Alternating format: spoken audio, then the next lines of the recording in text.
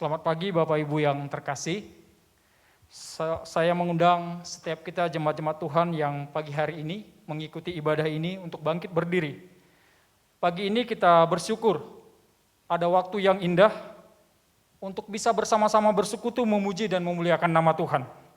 Dengan kasih, saya menyambut setiap kita yang beribadah pada pagi hari ini, baik itu jemaat GKK Malang maupun jemaat-jemaat lain yang bersama-sama dengan kami beribadah, bersekutu, memuji dan memuliakan Tuhan dari tempat ini. Bapak Ibu yang terkasih, mengawali ibadah kita pada pagi hari ini, saya rindu masing-masing kita mengambil saat teduh, menenangkan hati kita. Mari kita mengambil saat teduh sejenak.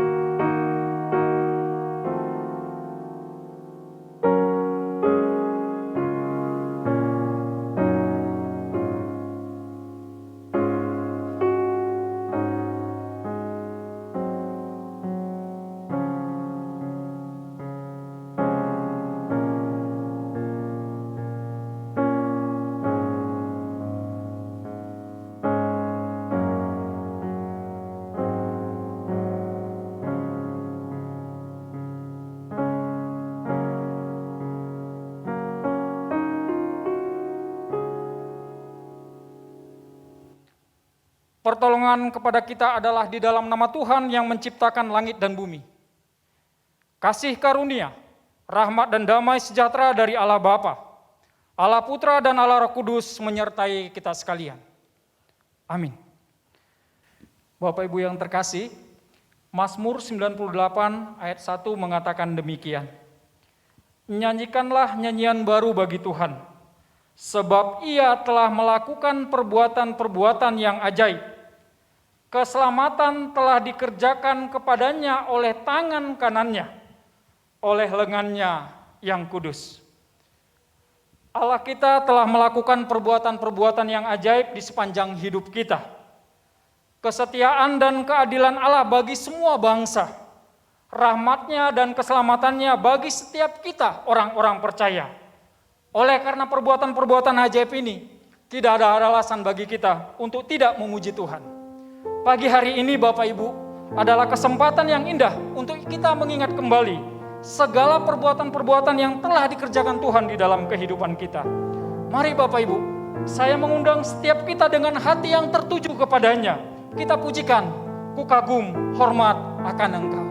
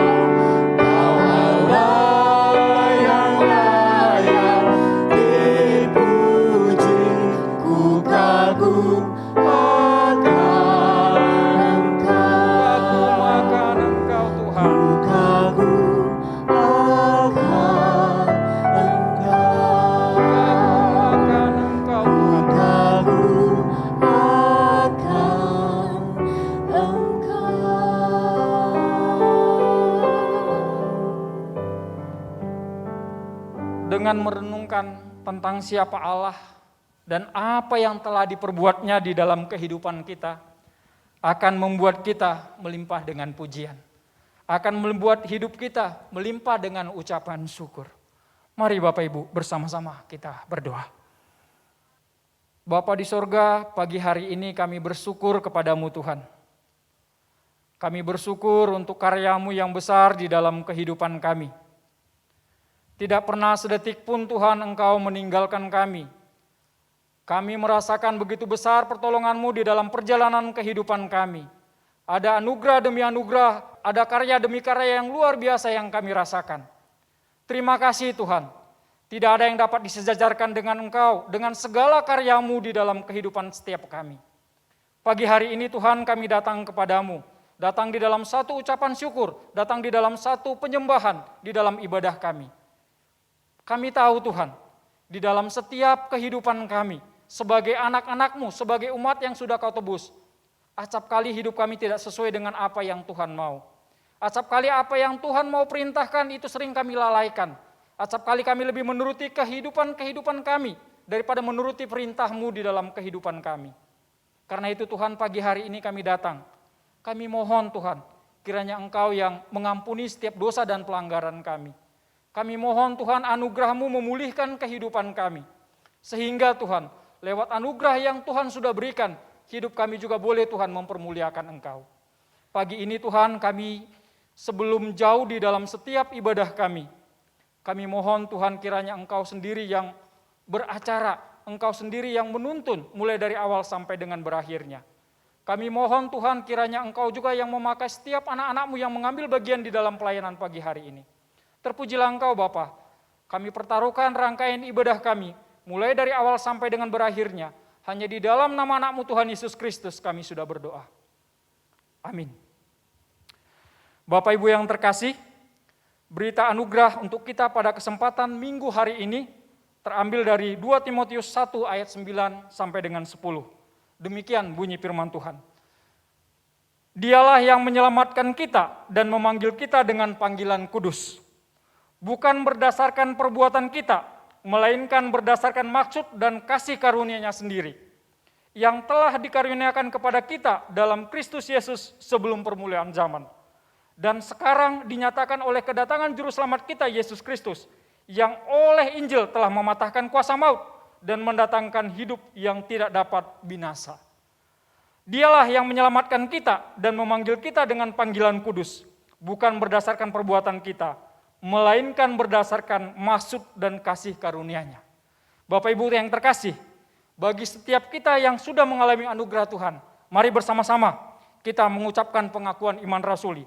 Bersama dengan orang percaya dari segala abad dan tempat, marilah kita mengikrarkan pengakuan iman kita, pengakuan iman rasuli. Aku percaya kepada Allah, Bapa yang Maha Kuasa, Khalik langit dan bumi, dan kepada Yesus Kristus, anaknya yang tunggal Tuhan kita, yang dikandung dari Roh Kudus, lahir dari anak darah Maria, yang menderita sengsara di bawah pemerintahan Pontius Pilatus, disalibkan, mati dan dikuburkan, turun ke dalam kerajaan maut, pada hari yang ketiga, bangkit pula dari antara orang mati, naik ke surga, duduk di sebelah kanan Allah, Bapa yang Maha Kuasa, dan dari sana Ia akan datang untuk menghakimi orang yang hidup dan yang mati. Aku percaya kepada Roh Kudus, gereja yang kudus dan am, persekutuan orang kudus, pengampunan dosa, kebangkitan tubuh, dan hidup yang kekal. Silakan duduk Bapak Ibu yang terkasih. Bapak Ibu yang terkasih, sebagai umat tebusan, kita patut bersyukur dan bersukacita. Sebab Allah kita adalah pribadi yang penuh kasih, pribadi yang penuh dengan perbuatan-perbuatan ajaib. Kasih-Nya di dalam kehidupan kita sifatnya kekal. Kasih-Nya untuk saya, kasih-Nya untuk saudara-saudara sekalian, tidak pernah berkesudahan. Bahkan di tengah-tengah setiap situasi kehidupan kita, di tengah-tengah ombak kehidupan kita, justru disitulah kita akan melihat ada tangan yang kuat, ada Allah benteng pelindung kita yang kukuh. Mari Bapak Ibu dengan sukacita, penuh dengan pujian, kita pujikan Yesus Tuhan Mukalisku yang telah mati bagiku. PPK nomor 32, ku bernyanyi tentang Yesus.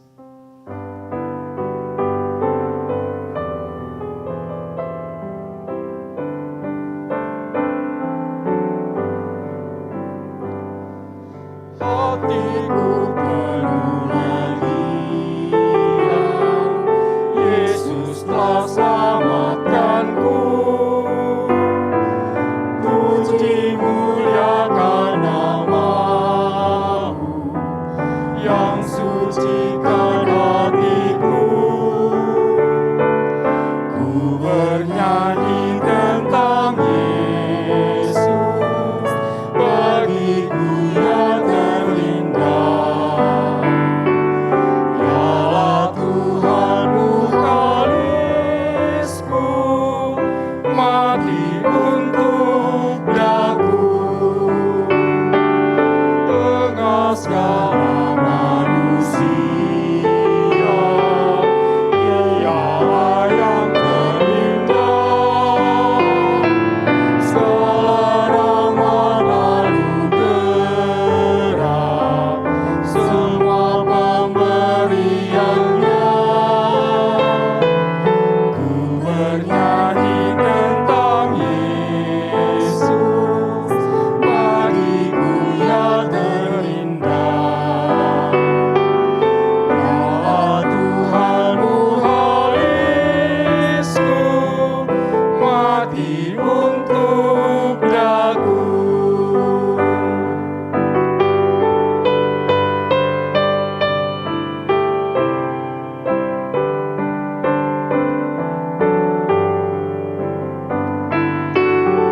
Ia sungguh setia, pelindungku yang kukuh. Meski ombak bergelombang, sangka Dia takkan goncang. Ku bernyanyi tentang Yesus, bagiku yang terindah. Yalah Tuhanmu kalisku, mati. Ku bernyanyi tentang Yesus, bagiku yang terindah. Ku bernyanyi tentang Yesus, bagiku yang terindah. Yalah Tuhanmu kalisku, mati untuk daku. Inilah yang Allah rindukan. Allah rindu agar setiap aspek kehidupan kita, umat-umatnya yang sudah ditebusnya, berlimpah dengan ucapan syukur. Ada pujian yang membesarkan namanya oleh karena karyanya yang begitu besar di dalam kehidupan kita. Karena sesungguhnya Bapak Ibu, Allah memiliki rancangan yang indah. Ada rencana yang indah di dalam setiap kehidupan kita umat-umatnya. Bapak Ibu, sesungguhnya Tuhan sedang memproses hidup kita waktu demi waktu. Ketika Tuhan sedang memproses kita di dalam kehidupan kita, maukah Bapak Ibu kita mengatakan dengan iman, kehendak Tuhan laksanakan, karena sesungguhnya ku tanah liat dan Kau adalah pejunanku. Mari Bapak Ibu, kita akan mempersiapkan hati kita untuk mendengar firman Tuhan yang akan disampaikan penginjil Ester Gunawan. Sebelumnya kita pujikan kehendak Tuhan laksanakan, PPK 136.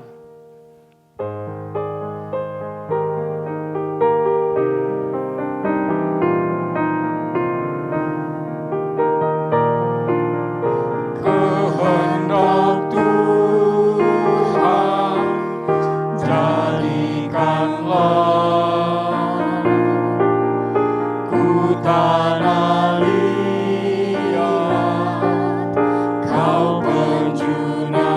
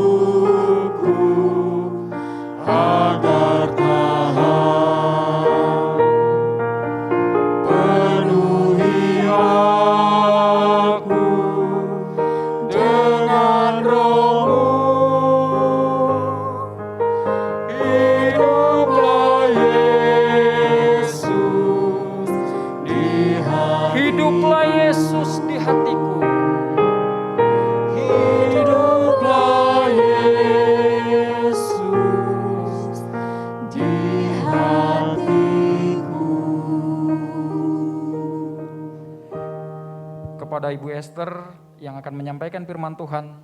Dipersilakan.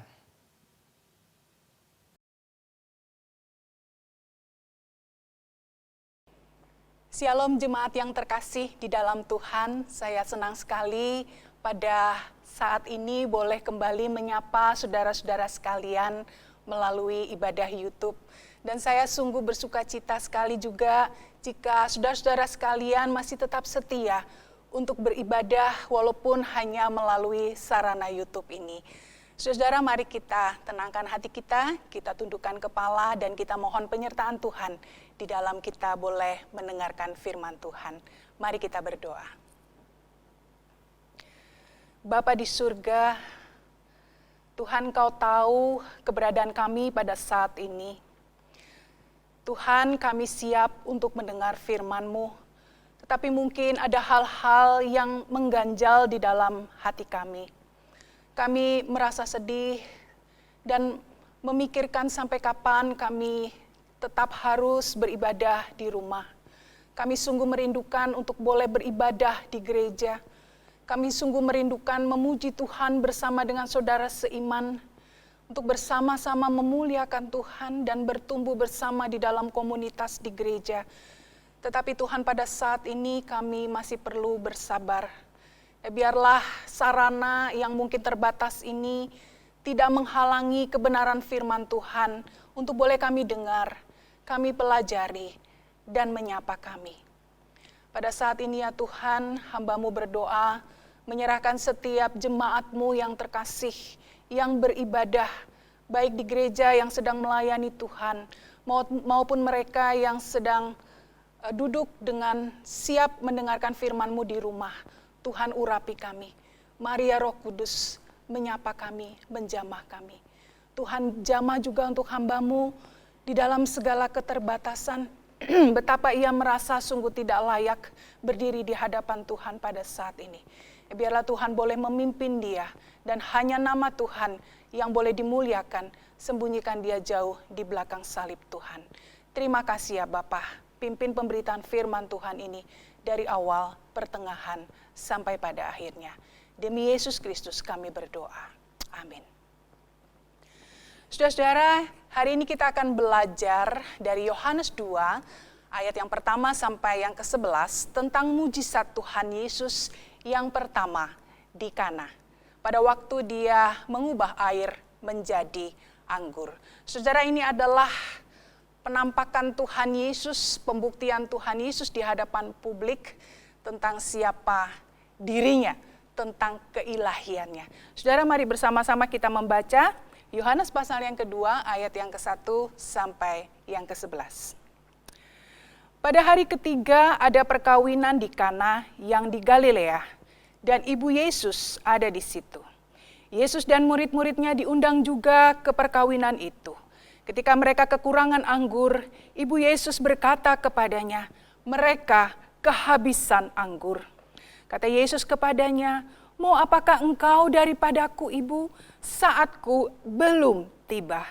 Tetapi ibu Yesus berkata kepada pelayan-pelayan, "Apa yang dikatakan kepadamu, perbuatlah itu." Di situ ada 6 tempayan yang disediakan untuk pembasuhan menurut adat orang Yahudi. Masing-masing isinya 2-3 buyung. Yesus berkata kepada pelayan-pelayan itu, "Isilah tempayan-tempayan itu penuh dengan air." Dan mereka pun mengisinya sampai penuh. Lalu kata Yesus kepada mereka, "Sekarang cedoklah dan bawalah kepada pemimpin pesta." Lalu mereka pun membawanya. Setelah pemimpin pesta itu mengecap air yang telah menjadi anggur itu, dan ia tidak tahu dari mana datangnya, tetapi pelayan-pelayan yang mencedok air itu mengetahuinya. Ia memanggil mempelai laki-laki dan berkata kepadanya, "Setiap orang menghidangkan anggur yang baik dahulu dan sesudah puas minum, barulah yang kurang baik. Akan tetapi engkau menyimpan anggur yang baik sampai sekarang." Hal itu dibuat Yesus di Kana yang di Galilea sebagai yang pertama dari tanda-tandanya, dan dengan itu ia telah menyatakan kemuliaannya dan murid-muridnya percaya kepadanya. Nah, saudara yang dikasihi oleh Tuhan, kalau kita menonton sebuah seri di televisi, saudara ya. Sebuah seri, misalnya film seri Korea. Seri pertama, saudara, biasanya digarap dengan begitu apik, begitu menarik hati, begitu membuat antusias penonton supaya penonton tertarik untuk melanjutkan akan seri itu ke seri yang berikutnya, ke episode yang berikutnya. Nah, saudara, di dalam dunia bisnis atau marketing ada satu quote yang sangat penting. You never get a second chance to make a first impression. Maksudnya adalah, saudara, engkau tidak akan mendapatkan kesempatan kedua untuk memberikan kesan pertama yang baik. Nah, saudara, ketika launching usaha baru, kita biasanya akan menampilkan kesan pertama atau first image yang terbaik, saudara. Supaya apa? Supaya kita memberikan kesan yang baik kepada calon customer kita. Nah, ketika kita ikut di dalam sebuah kompetisi ataupun kita magang di sebuah perusahaan, maka saudara, kita tentu sekali lagi akan menampilkan kesan pertama, first image yang terbaik. Ya, satu usaha yang terbaik dari kita supaya kita terpilih. Dan kemudian kalau kita magang, kita akan menjadi pegawai tetap. Nah, saudara, teks yang kita baca barusan menyaksikan bahwa mujizat ini, saudara, adalah awal pelayanan publik Tuhan Yesus di tengah-tengah orang Yahudi. Namun, saudara, ketika Yesus memulai pelayanan ataupun karir publiknya, Yesus nampak tidak memberi a spectacular first impression. Maksudnya, saudara, Tuhan sepertinya tidak memberikan satu kesan pertama yang spektakuler, saudara. Ia tidak memulainya dengan satu khotbah KKR yang begitu berkarisma, berapi-api. Saudara, ia tidak mencelikan mata orang buta, menyembuhkan kaki yang lumpuh. Ia tidak mengusir kuasa roh jahat. Ia tidak meredakan badai. Ia tidak bahkan membangkitkan orang mati di hadapan orang banyak, saudara. Nah, namun, di dalam teks ini kita perhatikan Yesus mengubah air menjadi anggur. Tetapi, saudara, dengan diam-diam. Saudara, mengapa saya katakan dengan diam-diam? Karena ada beberapa pertanyaan yang harus kita pikirkan bersama ya sebagai pembukaan. Mengapa mujizat ini dilakukan di sebuah desa? Saudara, hanya di sebuah desa di utara Nazaret yang bernama Desa Kana, saudara. Mengapa Tuhan tidak melakukan mujizat di Yerusalem misalnya? Mengapa mujizat ini kemudian hanya diketahui oleh Maria, beberapa pelayan dan murid-murid yang pertama? Mengapa hanya mereka saja? Mengapa tidak di hadapan seluruh orang yang hadir di dalam pesta tersebut supaya ia cepat dikenal sebagai seorang Mesias? Lalu apakah mujizat ini dilakukan hanya sebagai respon atas permintaan Maria ibunya? Atau sekedar untuk menjaga nama baik mempelai yang kemungkinan besar berkerabat dengan Tuhan Yesus? Nah, saudara, di dalam konteks tradisi Yahudi pada zaman itu, anggur yang baik itu adalah pusat perhatian di dalam sebuah pesta. Mewakili nama baik atau mewakili wajah atau muka sang mempelai sebagai penyelenggara pesta. Nah, saudara, atau apakah cukup kita menafsirkan mujizat ini hanya sebagai wujud kepedulian dari Tuhan Yesus? Tuhan Yesus yang care dengan kebutuhan manusia, dengan kebutuhan orang-orang yang dikasihinya. Tuhan Yesus yang kemudian hadir di dalam pergumulan umatnya. Apakah cukup penafsiran seperti ini? Nah, saudara, dalam khotbah ini saya mengajak kita semua untuk melihat dari sudut penafsiran yang fokus kepada apa yang Yohanes ingin sampaikan kepada para pembacanya secara utuh, saudara, secara holistik. Di balik bencana catering ini, saudara, kalau saya bisa katakan bencana catering ya, bencana catering pesta pernikahan ini, ada apa? Dan saudara, Yohanes mencoba membawa kita untuk melihat dari satu realitas yang nampak, saudara. Kepada satu realitas yang tidak nampak. Dari sesuatu yang sedang terjadi kepada sesuatu yang nanti akan terjadi. Di mana Yesus pada waktu itu, saudara, benar-benar hadir di dalam pernikahan itu. Yesus nampak menikmati pesta itu. Tetapi Yesus juga yang kemudian mengisyaratkan sesuatu yang sangat penting melalui pesta itu. Nah, apa itu, saudara-saudara? Kita akan coba lihat dan dari sana kita akan mencoba menerapkan aplikasi bagi gereja Tuhan di masa pandemi ini. Nah, saudara, yang pertama kita perhatikan bahwa mujizat ini merujuk kepada penyataan Yesus sebagai Mesias, sebagai Tuhan. Saudara, dari ketujuh mujizat yang dicatat oleh Yohanes, Yohanes memberi penekanan bahwa tidak ada satu mujizat pun, saudara, yang dilakukan oleh Tuhan Yesus yang dicatat di dalam Alkitab tanpa satu makna yang khusus atau makna simbolis. Saudara, tidak terkecuali mujizat yang pertama ini. Tujuan Yohanes apa, saudara? Tujuan Yohanes itu satu, saudara. Di dalam Yohanes 20 ayat 31 dia mengatakan, aku menuliskan ini semua supaya kamu, saudara dan saya percaya bahwa Yesus itu adalah Mesias. Bahwa dia adalah anak Allah. Dan supaya kamu oleh imanmu kemudian memperoleh hidup dalam namanya. Saudara, di dalam ayat yang ketiga Maria berkata kepada Yesus, Yesus, mereka, maksudnya keluarga mempelai, saudara ya, mereka itu kehabisan anggur. Saudara, bagaimana mungkin pesta yang baru separuh berjalan tetapi sudah kehabisan anggur? Padahal sekali lagi, saudara, ingat anggur itu adalah melambangkan wajah daripada si penyelenggara pesta. Saudara, bagaimana mungkin? Wah, ini cateringnya kurang persiapan, benar-benar bencana catering, saudara.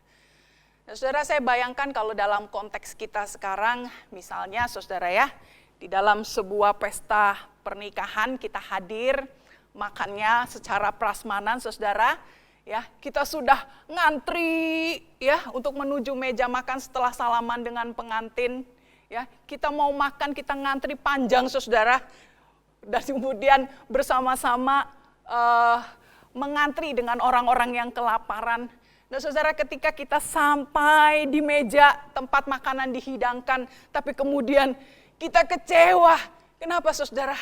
Karena justru daging-dagingnya, saudara ya, itu adalah menu utama. Ya, iwak-iwaknya itu habis, saudara. Yang sisa itu hanyalah sayur-sayuran. Dan kemudian kita coba mengambil ataupun menyedok sup yang ada di panci, saudara, dan kita pun juga seperti harus memancing karena ternyata isinya pun sudah tidak ada, hanya kuahnya saja.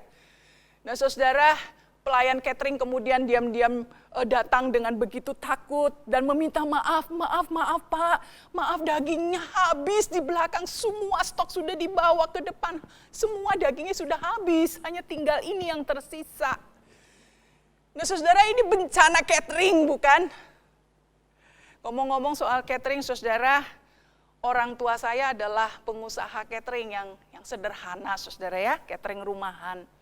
Mama saya adalah seorang tukang masak. Saya ingat, saudara, pada waktu misalnya kami ataupun orang tua saya itu mendapat pesanan, karena saya juga pada waktu itu masih SMP, masih SMA dan harus membantu orang tua juga, saudara ya. Jika mereka mendapatkan pesanan pernikahan di sebuah tempat, saudara, saya ingat sekali mama saya selalu mengingatkan pemesan. Ya, kalau pesan makanan, jangan pas-pasan, kata dia gitu ya. Misalnya kalau ibu pesan 250 undangan, itu undangannya, saudara ya, maka itu harus dikalikan 2 atau dikalikan 3, begitu. Supaya apa? Supaya cukup, begitu ya. Supaya jumlah makanan yang ada di meja itu cukup, karena prinsipnya adalah lebih itu lebih baik daripada kekurangan, karena malu, bukan? Yang malu bukan pengusaha cateringnya, tetapi yang malu adalah yang melakukan hajat pesta itu. Nah, saudara, Kalau kita perhatikan di dalam ayat yang keempat, jawaban Yesus sungguh di luar dugaan. Dia berkata, saudara, kepada ibunya, "Mau apakah engkau daripadaku, ibu? Saatku belum tiba." Nah, saudara, di sini ada cukup banyak penafsiran, tetapi saya singkat saja. Saya ingin menjelaskan bahwa Yesus bukan sedang berkata-kata kurang ajar kepada ibunya. Namun ia sebenarnya tengah mengingatkan, tengah menjelaskan kepada ibunya bahwa ada hal yang sedang ia pikirkan dan itu merujuk kepada sesuatu yang akan datang, yang akan dia lakukan, yakni tugas hakikinya sebagai seorang Mesias, sebagai juru selamat. Pada waktu Tuhan Yesus berkata, "Saatku belum tiba." Saudara, ini adalah kalimat yang sangat penting dan sangat syarat dengan makna. Saudara, perlu kita pahami bahwa Yohanes pada waktu dia menuliskan Injilnya, dia menuliskan dengan perspektif pasca kematian dan kebangkitan Yesus. Maksudnya adalah, saudara, bahwa semua pekerjaan Yesus itu sudah selesai, sudah tuntas, bahkan Yesus itu sudah mati, dikuburkan dan sudah bangkit, bahkan sudah naik ke atas surga. Dan Yohanes pada waktu itu, saudara, mengarahkan pembacanya melihat bahwa perkataan Yesus ini sungguh merujuk kepada puncak tugasnya di muka bumi, yaitu merujuk kepada saat kematiannya sebagai juru selamat, sebagai Mesias bagi dosa-dosa manusia. Jadi, saudara, di sini Yesus mengingatkan Maria pada waktu dia berkata, "Saatku belum tiba." Maksudnya adalah saat dia untuk kemudian naik ke atas kayu salib dan mati sebagai Mesias, sebagai juru selamat itu belum tiba. Nah, saudara, Maria nampak tersadar dan kemudian mengingat kembali akan siapa Yesus, bahwa ia bukan sekedar putra yang dilahirkannya, namun Yesus itu adalah Mesias. Di dalam ayat yang kelima, saudara, di sini dikatakan, lalu Maria berkata dengan iman, saudara, kali ini dia berkata dengan iman kepada pelayan-pelayan yang ada di tempat itu. Dia mengatakan, "Hai, apa yang dikatakannya kepadamu?" Maksudnya apa yang dikatakan oleh Yesus kepada kalian, buatlah itu. Dan saudara, kemudian Yesus menyuruh para pelayan mengisi penuh 6 tempayan batu yang besar. Saudara, perhatikan di sini bukan tempayan anggur, lebih besar daripada tempayan anggur biasa, saudara. Tapi ini adalah tempayan batu besar yang sebenarnya, saudara, digunakan sebagai pembasuhan tangan dan kaki para tamu, saudara. Bukan untuk diisi air yang untuk kemudian diminum seperti anggur. Nah, saudara, ini pun terdapat makna simbolis yang sangat dalam. Saudara, di dalam Keluaran 30 ayat 17 sampai 21 pada zaman Musa, Tuhan memerintahkan kepada bangsa Israel untuk melakukan ritual pembasuhan tangan dan kaki. Dan kemudian, saudara, air itu berada di sebuah bejana atau tempayan khusus yang besar, saudara. Nah, saudara, ritual itu adalah sebuah lambang penyucian dosa bagi bangsa Israel. Sebelum mereka masuk ke dalam kemah pertemuan, dikatakan di dalam firman Tuhan, mereka harus dibasuh dulu dari air yang ada di dalam tempayan itu. Supaya apa, saudara? Supaya dosa-dosa mereka diampuni oleh Tuhan, disucikan dan dikuduskan. Dan mereka layak untuk masuk ke dalam kemah pertemuan dan dikatakan mereka tidak mati. Nah, saudara, ketika Tuhan berkata saat itu tiba, saudara, ritual penyucian dosa-dosa itu akan diganti, akan digenapi oleh Yesus dengan cara penyucian yang baru. Dan cukup satu kali saja dilakukan. Dengan cara apa, saudara? Dengan cara dia mencurahkan darahnya di atas kayu salib. Darah yang dilambangkan dengan anggur. Sehingga manusia kemudian memperoleh dan mengalami anugerah keselamatan. Dan penebusan itu dilakukan satu kali oleh Tuhan Yesus. Satu kali saja cukup. Saudara yang dikasihi oleh Tuhan, menyikapi konteks pandemi pada saat ini, pertanyaan yang sering kita lontarkan kepada Tuhan adalah, mengapa Tuhan membiarkan pandemi ini berlarut sampai saat ini? Mengapa sepertinya Tuhan diam dan membiarkan pandemi ini berlangsung sampai saat ini? Sudah 1 tahun, saudara. Sudah 1 tahun. Saudara, di satu sisi, saudara, pandemi ini sebenarnya hanyalah sesuatu yang bersifat natural atau alami saja. Di mana hukum alam yang telah Allah tetapkan, saudara, atas alam semesta ini sejak penciptaan, dan kemudian saudara, alam itu bekerja secara natural saja, saudara, sebenarnya, sehingga pandemi itu ada. Dari beragam teori asal mula virus corona ini, singkatnya saudara, bahwa kemudian ada virus corona, terjadi mutasi virus flu yang diklaim sangat menular dan mematikan. Dan kemudian virus ini dengan cepat menularkan kepada banyak orang. Dan saudara, dan karena dunia ini semakin global, semakin mudah untuk dijangkau, sehingga penularan itu semakin agresif, sangat cepat, dan unstoppable, tidak bisa ditahan, saudara. Namun saudara, di sisi lain, tidakkah kita merasa Tuhan sebenarnya ini sangat sepele sekali bagi engkau untuk melakukan intervensi? Lakukanlah mujizat-Mu sekali lagi. Apa sulitnya Tuhan melakukan mujizat dan menghancurkan virus COVID itu dengan seketika di muka bumi ini? Saudara, saya mengajak kita memperhatikan, saudara, Mazmur 33 ayat yang ke-11. Dengarkan firman Tuhan. Mazmur 33 ayat 11, Tuhan mengatakan demikian. Maksud Tuhan itu tetap selama-lamanya, dan rencana hati Tuhan itu dari generasi ke generasi.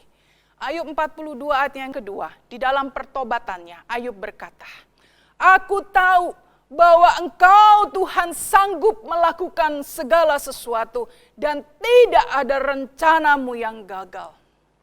Nah, saudara, tidak pernah Allah itu salah di dalam menetapkan kapan saatnya, kapan waktunya. Dia tidak pernah terpojok, saudara, untuk terpaksa melakukan sesuatu. Dia tidak pernah terpojok untuk mentolerir apa yang tidak dia inginkan. Dia tahu persis, saudara, di mana virus itu bermula. Dia tahu persis kemana virus itu akan bergerak selanjutnya. Saudara, dia memiliki kuasa penuh untuk menahannya atau tidak. Mengapa, saudara? Karena dia adalah Tuhan. Karena dia adalah penguasa alam semesta, penguasa hukum alam. Namun saudara, yang harus kita perhatikan di sini adalah, jika saudara dan saya mengakui kuasa dan kedaulatan Allah yang sempurna atas alam ini, dan saudara dan saya tidak mencurigai sama sekali kebaikan hati Tuhan, maka menurut saya pertanyaan kitalah yang harus segera diganti. Bukannya mengapa dan selalu berteriak, mengapa Tuhan Engkau membiarkan pandemi ini? Mengapa Engkau tidak berintervensi? Dan menurut saya, saudara, kita ganti pertanyaan kita. Lebih baik kita bertanya, Tuhan, apa maksud-Mu di balik pandemi ini buat saya dan buat gereja Tuhan pada saat ini?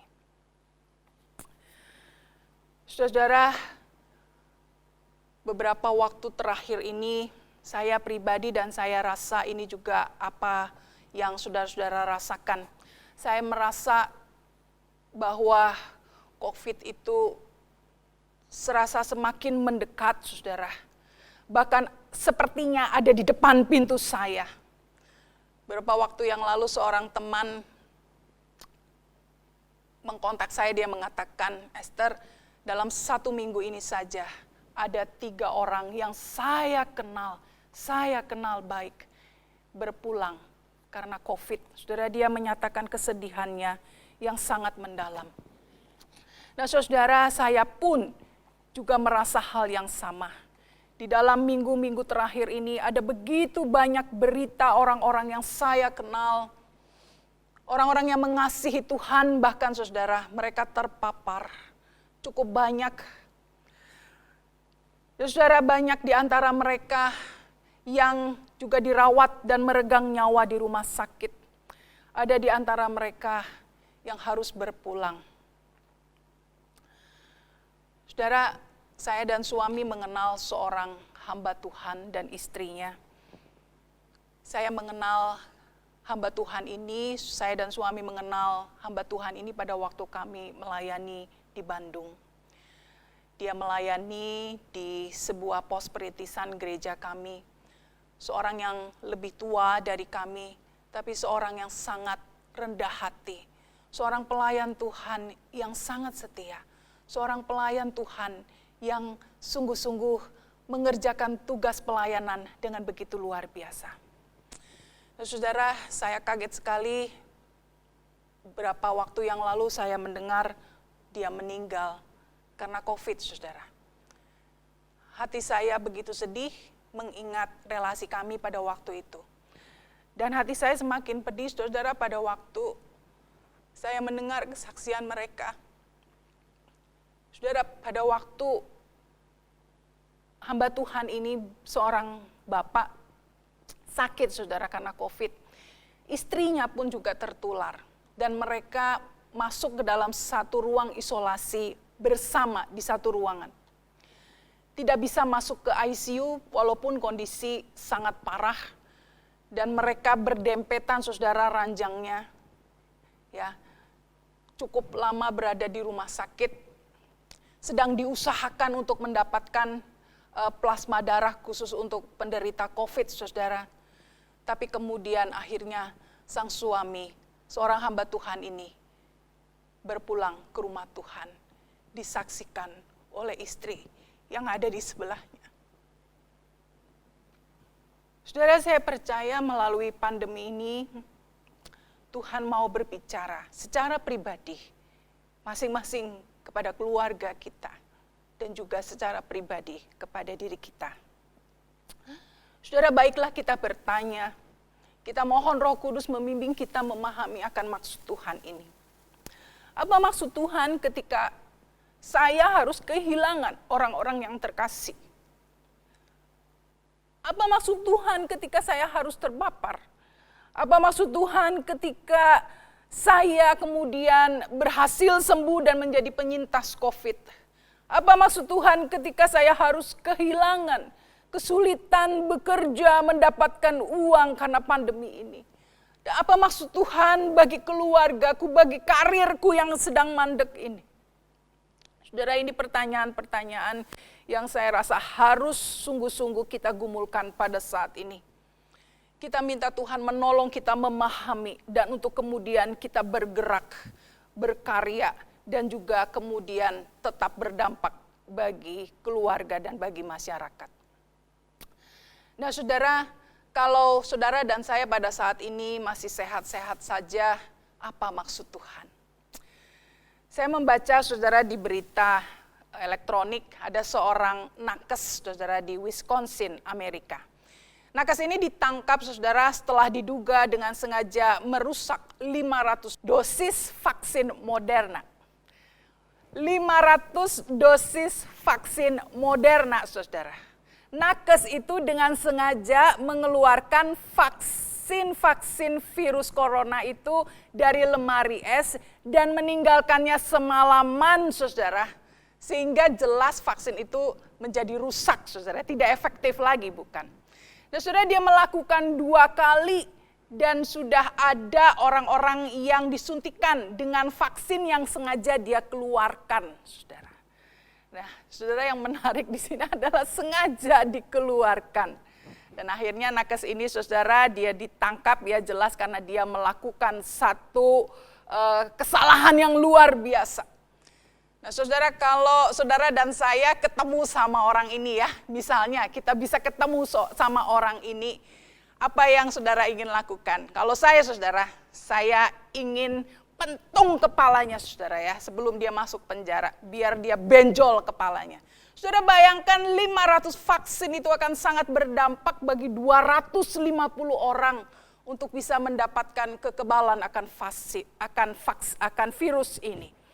Nah saudara, bagi saya ini adalah sesuatu yang tindakan yang sangat kacau saudara, daripada hanya sekedar tidak memakai masker dan kemudian keluyuran seenak udelnya di kerumunan, ataupun mungkin public figure yang baru saja divaksin tapi kemudian dia pergi berpesta. Saudara, ini adalah sesuatu yang sangat-sangat tidak bertanggung jawab dan melakukan satu kejahatan saudara. Dan sebagai orang percaya, saya mengajak mari kita bersama-sama bertanggung jawab di masa pandemi ini. Kalau dulu ada himbauan 3M, ya, lalu bertambah jadi 5M. Bahkan sekarang saya mendengar ada 7M Bu, tambah lagi ya, cuci tangan, pakai masker, jaga jarak, hindari kerumunan, batasi mobilitas, lakukan olahraga dan minum vitamin. Nah saudara, mari kita jadi warga kota yang bertanggung jawab. Terapkan protokol ini dengan baik. Kita tidak bisa memaksa orang lain melakukan protokol. Kita sendiri yang harus belajar untuk disiplin melakukan semua itu. Sebagai tanda bahwa kita adalah juga anak Tuhan yang bertanggung jawab. Nah saudara, bagi saudara yang adalah penyintas COVID, saya teringat ada satu kesaksian yang luar biasa dari seorang dokter. Dia pernah terpapar dan kemudian dia menyerahkan dirinya menjadi seorang pendonor darah konvalesen. Saudara, ini mungkin bisa saudara lakukan ya sebagai wujud nyata tanggung jawab dan juga kepedulian kita kepada masa-masa di tengah pandemi COVID ini.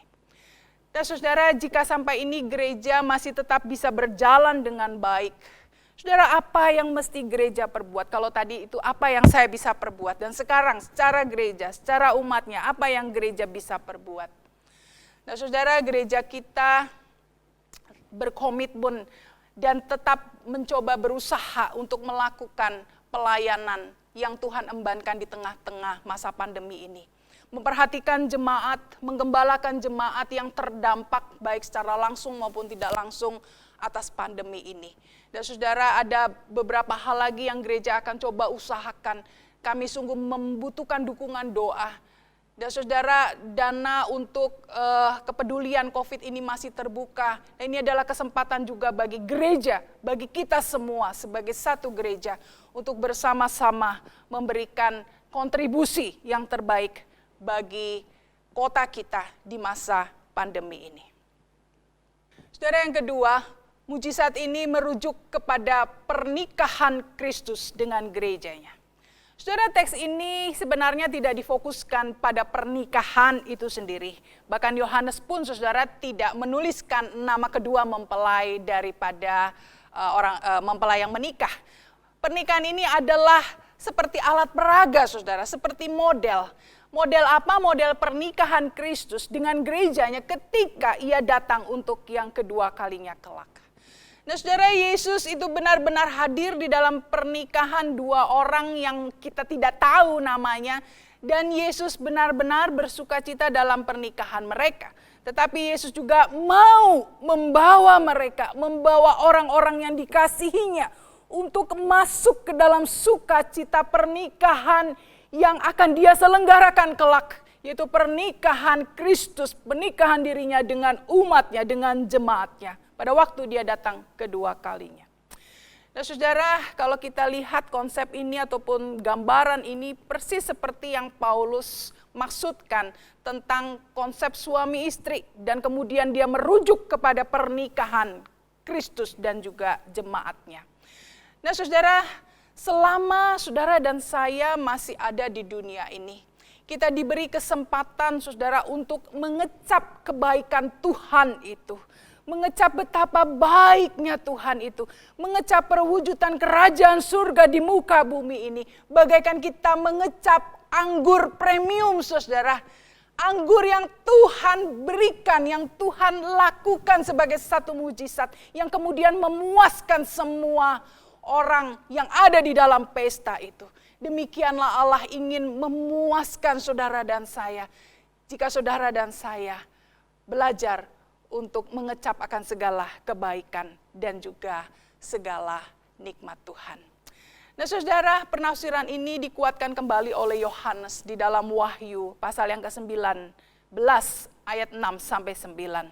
Saudara, ini adalah visi dari Tuhan tentang akhir zaman yang menggambarkan kedatangan Tuhan.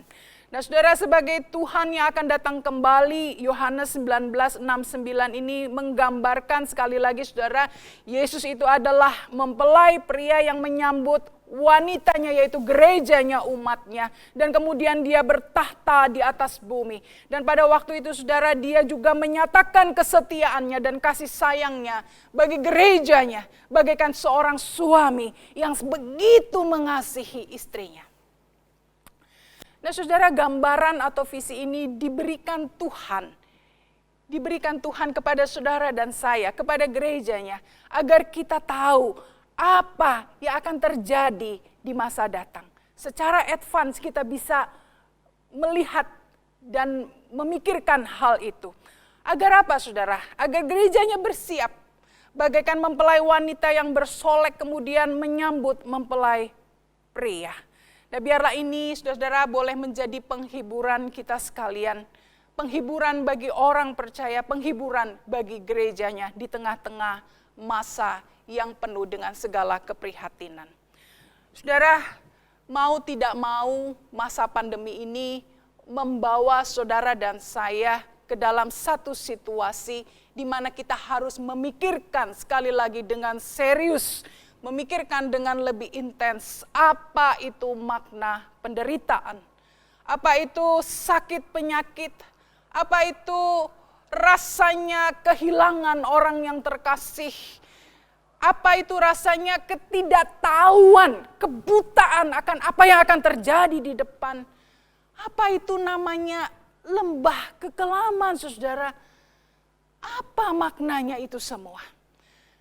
Dan saudara, saya berharap firman Tuhan ini, yaitu pengharapan akan kedatangan Kristus sebagai mempelai pria yang akan menyambut kita untuk kita semua melepaskan segala penderitaan itu dan menikmati pesta yang Allah sediakan bagi kita.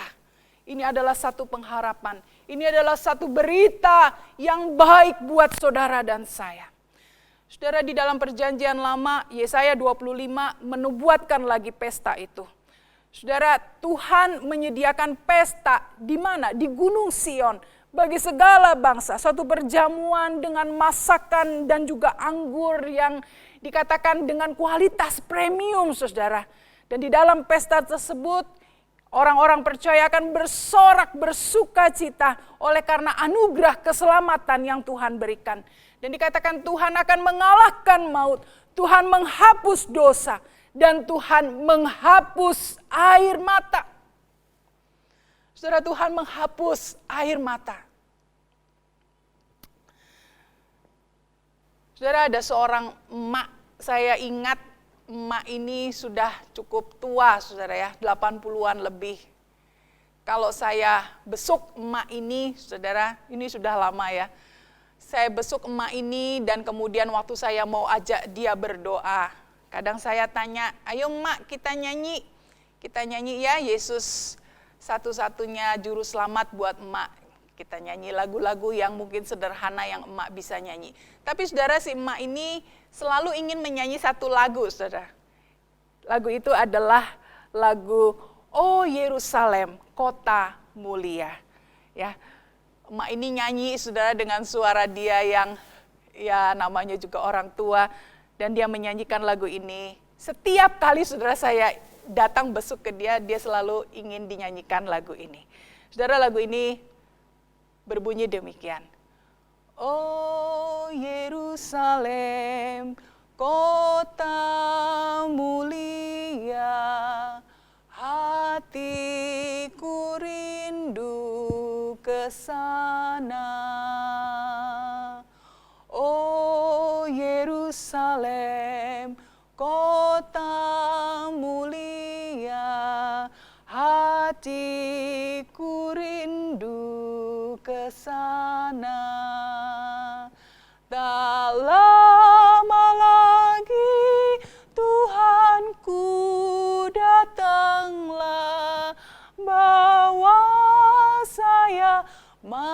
masuk sana.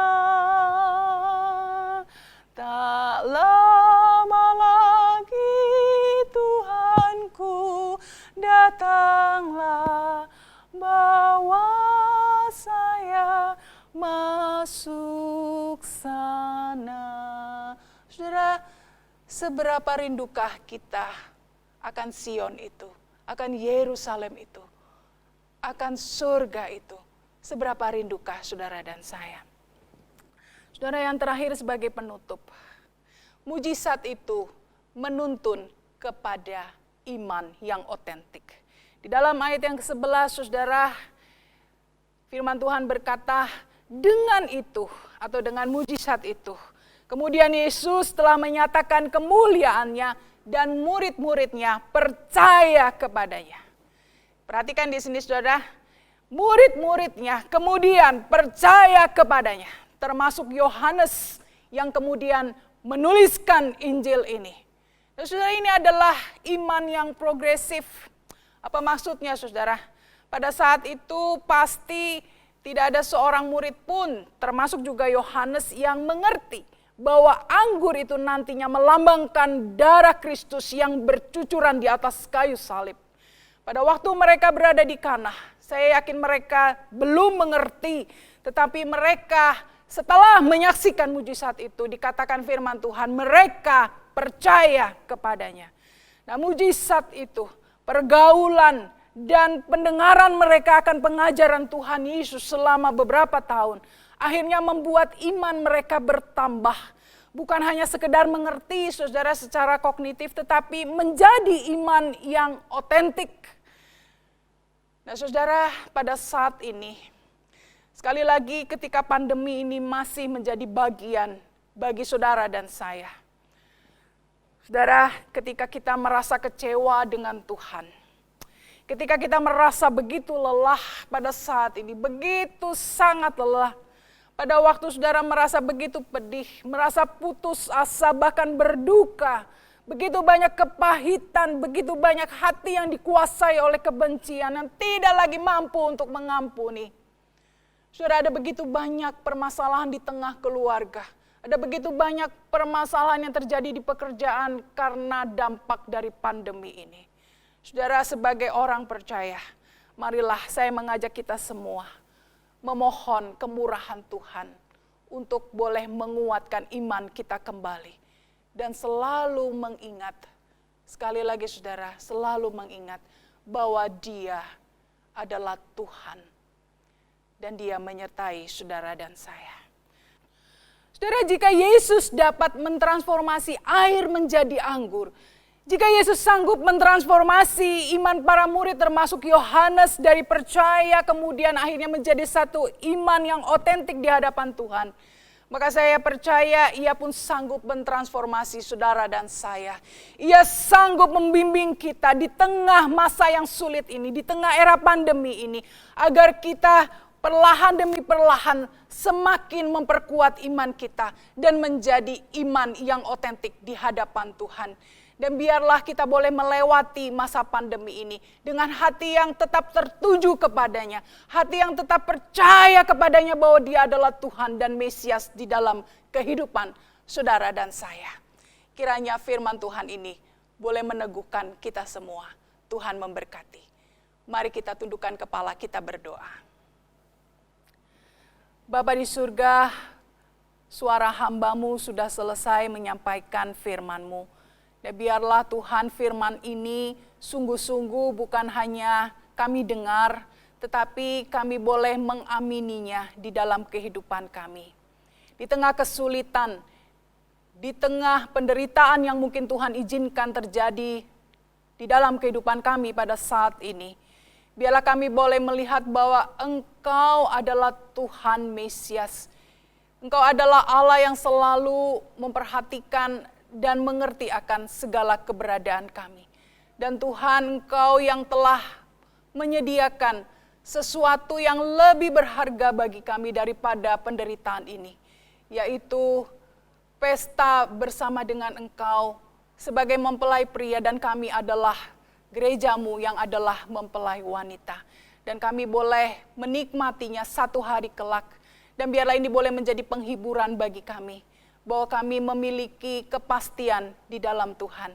Terima kasih ya Bapa. Sekali lagi biarlah firman Tuhan ini boleh menguatkan kami, dan kami boleh menaruh iman kami yang sepenuhnya, seutuhnya hanya di dalam Engkau. Demi Yesus Kristus kami berdoa. Amin.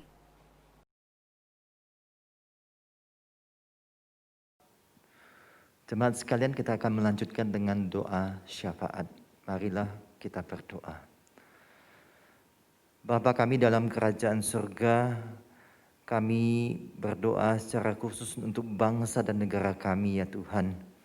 Di bulan pertama tahun 2021, kami melihat bertubi-tubi bencana alam terjadi pada bangsa dan negara kami.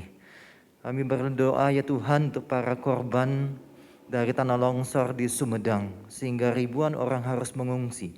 Kami juga berdoa untuk banjir di Kalimantan Selatan.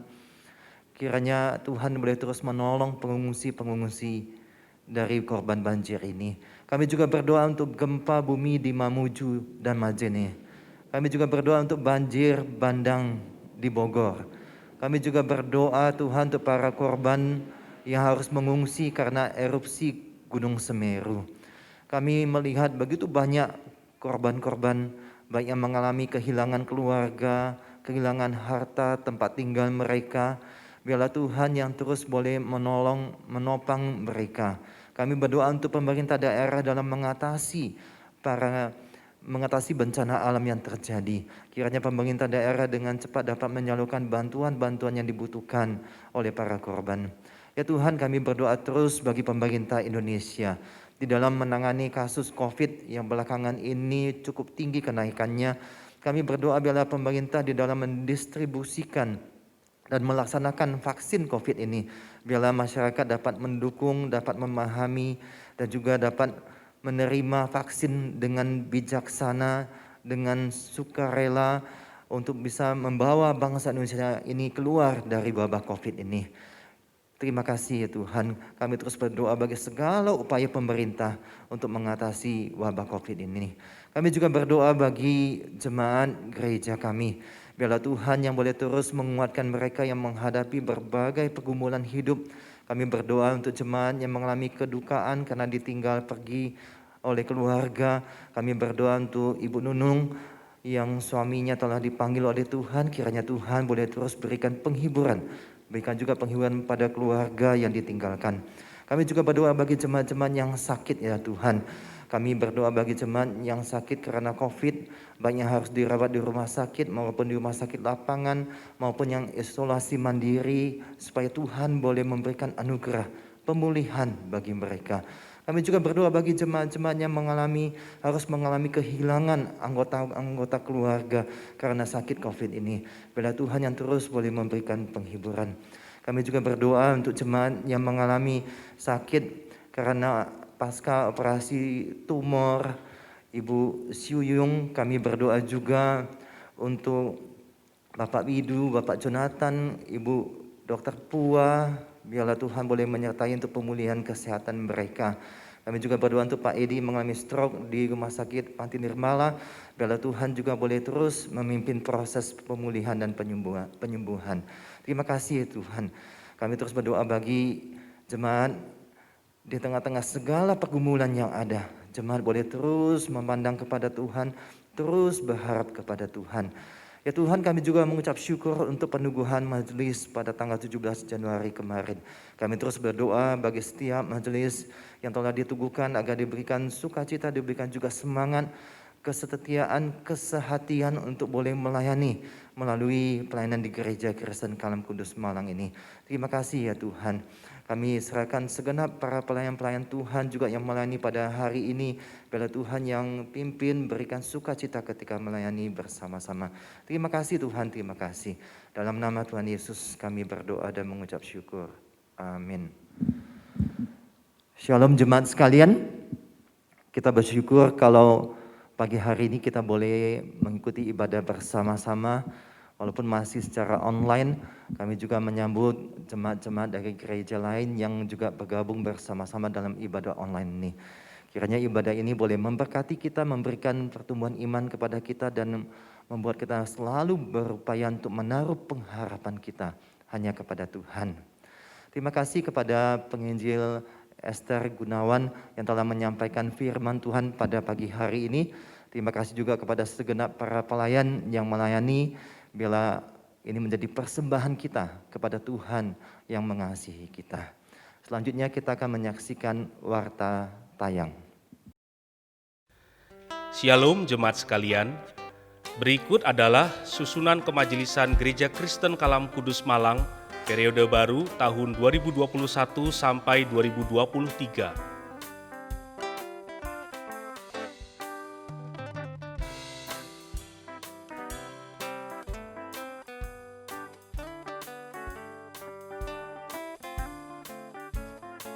Kebaktian doa streaming Selasa 26 Januari 2021 akan diadakan melalui aplikasi Zoom pada pukul 6 sore.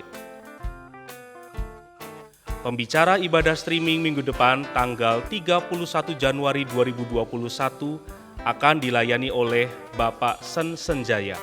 Ibadah streaming minggu depan dapat diakses di YouTube channel Gereja Kristen Kalam Kudus Malang, dan ibadah umum yang pertama ditayangkan di Malang TV pada pukul 6 pagi. Mohon dukungan doa bagi pelayanan di gereja kita. Selamat hari Minggu, Tuhan Yesus memberkati. Jemaat sekalian, persembahan dapat diberikan melalui transfer rekening gereja maupun scan QR Code. Dan bila persembahan kita, baik itu persembahan rutin, persembahan persepuluhan, persembahan untuk aksi peduli COVID-19, ini boleh menjadi alat di tangan para majelis untuk boleh menjadi pelayanan bagi jemaat-jemaat yang membutuhkan.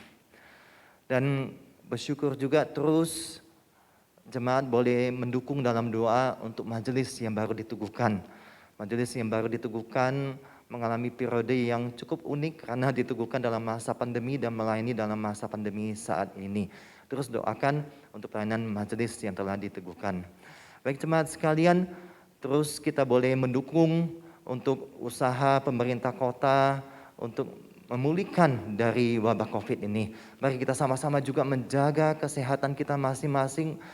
Kita juga boleh terus mengikuti protokol kesehatan ketika kita keluar rumah maupun ketika pulang. Kita juga boleh mengikuti protokol kesehatan yang ada. Sering cuci tangan, gunakan masker, dan physical distancing di dalam kita beraktivitas. Jemaat sekalian, saya undang kita semua untuk berdiri. Kita akan mengakhiri ibadah kita. Kita naikkan pujian doksologi.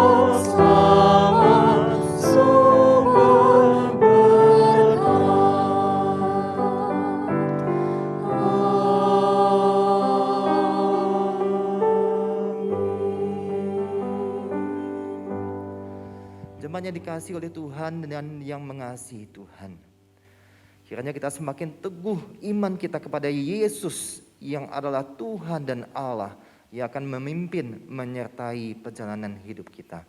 Dan arahkanlah mata hati dan pikiran kita kepada Tuhan, dan terimalah berkat dari Tuhan. Tuhan memberkati engkau dan melindungi engkau. Tuhan menyinari engkau dengan wajah-Nya dan memberi engkau kasih karunia. Tuhan menghadapkan wajah-Nya kepadamu dan memberi engkau damai sejahtera. Amin.